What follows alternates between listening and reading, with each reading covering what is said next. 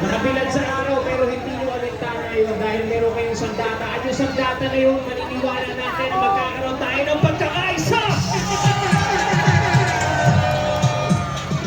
Kung nakapanood kayo na pelikula ng Guerrero 3, ang title po nito, Sandata. Siyempre, ang sumulat na nag-direct ng pelikula niya, walang iba, direct Carlo Cuevas, palakpakan po natin.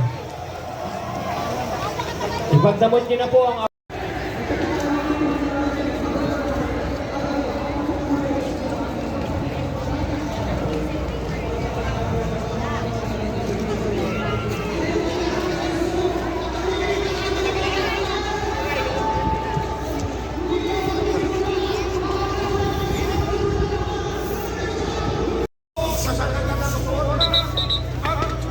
maraming salamat po sa inyong lahat. Hindi lamang mamalakaan sa Kristo sa sumamalo. Maraming pagpapatuloy, maraming samahan ng mga kababayan at kasama sa mga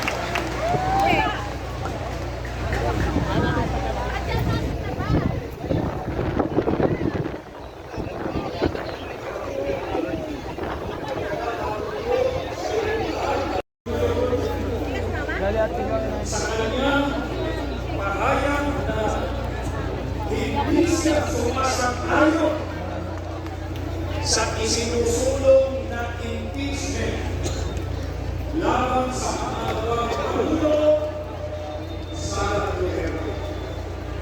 Panoorin ko muna natin.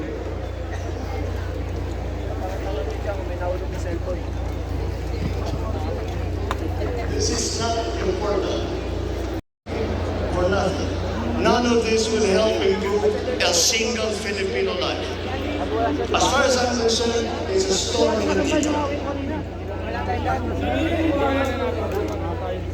Na ang opinion ito ng Pangulo ay para po sa kapakanan ng bansa. Ang komento ng Pangulo tungkol dyan sa plano impeachment. Sabi pa ng Pangulo na ang impeachment ay isang storm in a teacup. Nangangahulugan, ito ay isang labis na pag-aalala, pagtatalo tungkol sa ituring ninyong higit ang iba kaysa inyong mga sarili. Pagmalasakitan ninyo ang kapakanan ng iba at hindi lamang ang inyong sarili. Ang mga talatang hindi po para sa sariling o pansariling interes. At lalo na hindi po para maghasik ng pagkakampi-kampi dahil agawin ang kapangyarihan at sila ang magwesto sa poder.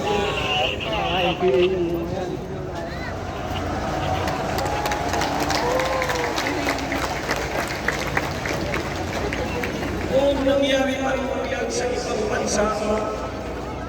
Sana kaya tayo ay nagkakaisa.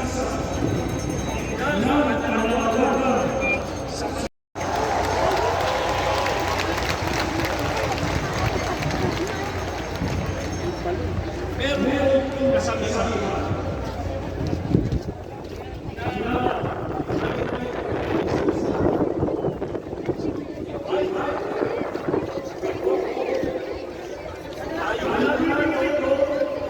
Wala dyan eh. Baka muli na.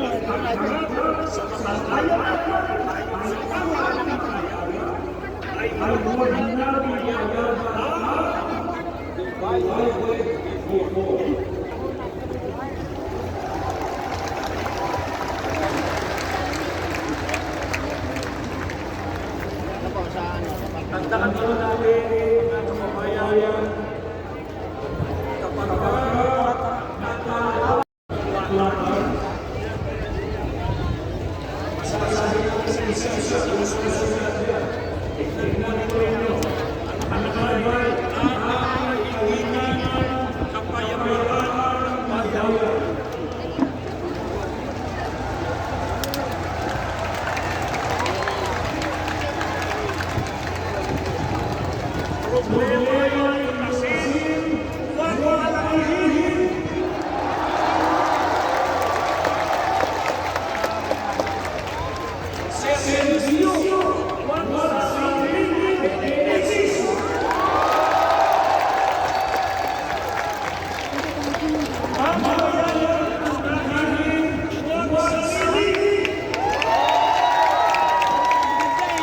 Maganda ng view eh.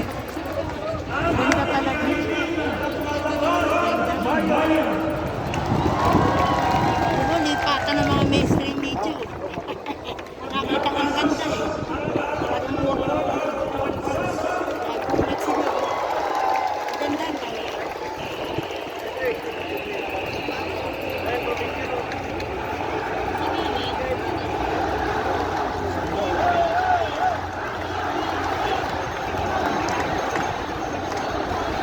Batay!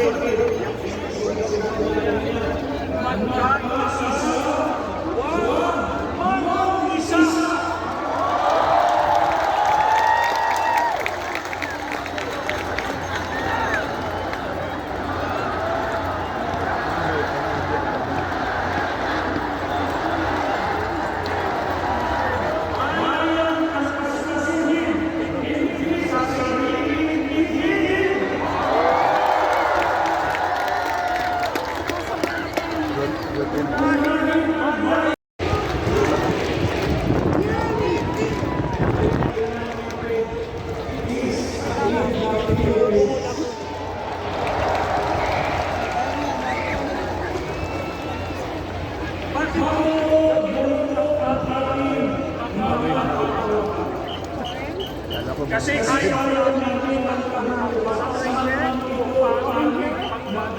ang nais natin ay kapayapaan.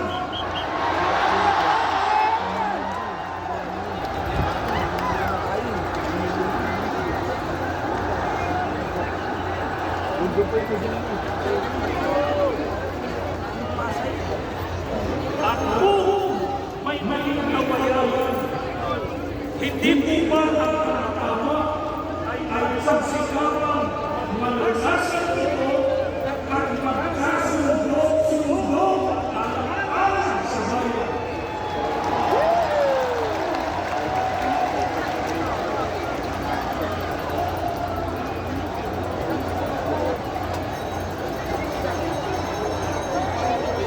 Sa pagkakaisa ang kapayapaan, mananatili at mahalaganin ang sambayan. Kaya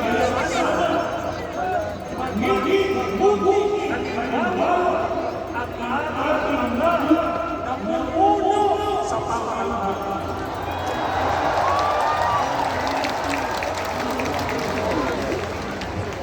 Sa isang mapayaman, ano po ang itinuturo ng Biblia na dapat gawin sa awit 34:14 ay sinasabing, lumayo kayo sa masama at gawin ninyo ang mabuti, pagsikapan ninyong kapwa.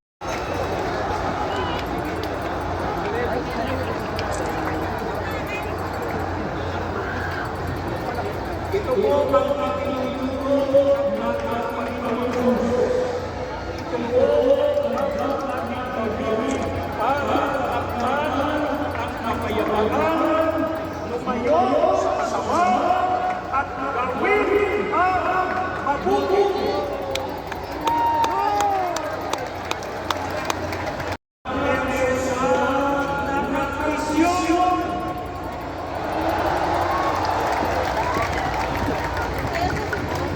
Ang laban sa mahal ng bansa